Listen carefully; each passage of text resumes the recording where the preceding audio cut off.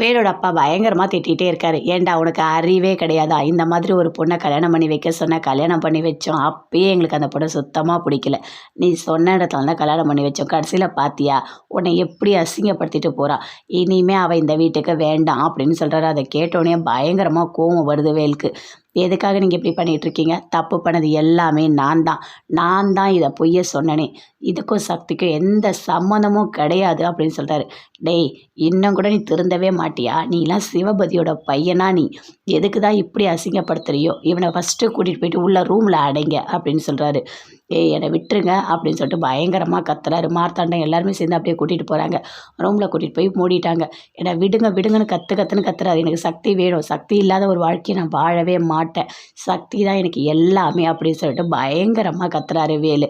அப்படியே கூட்டிகிட்டு போய் ரூமில் விட்டுட்டாங்க. கோவம் வருது. அப்படியே பார்க்குறாரு யோசிச்சு. நடந்த எல்லாத்தையுமே யோசித்து பார்க்குறாரு.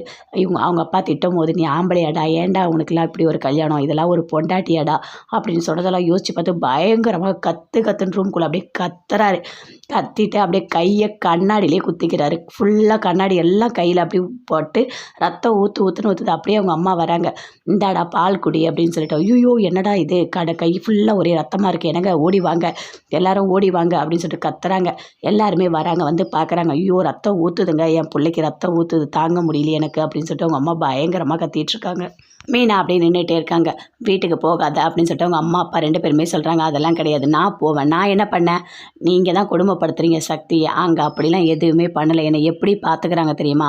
உங்கள் 2 பேர் மாதிரி அங்கே இல்லை. என் மாமியார் மாமனார் 2 பேருமே ரொம்ப ரொம்ப ரொம்ப தங்கமானவங்க.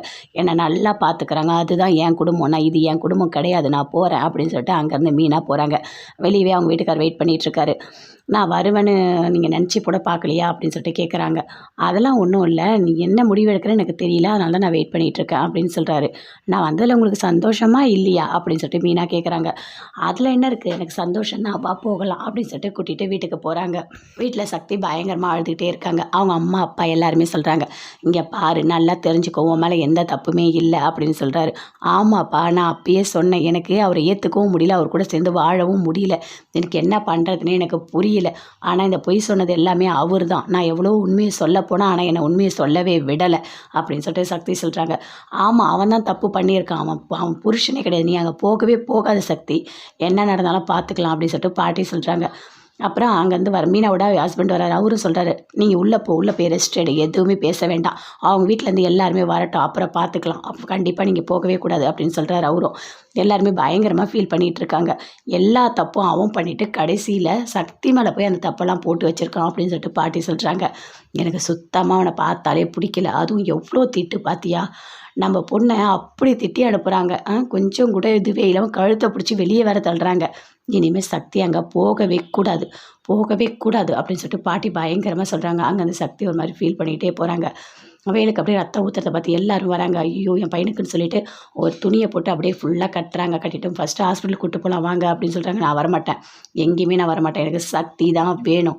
டேய், அவள் ஒன்று அசிங்கப்படுத்திட்டு போயிருக்கா, அவள் வேணும்னு சொல்கிறேன் அப்படின்னு சொல்லிட்டு சிவபதி சொல்கிறாரு. ஆமாம், என் பொண்டாட்டி எனக்கு வேணும்.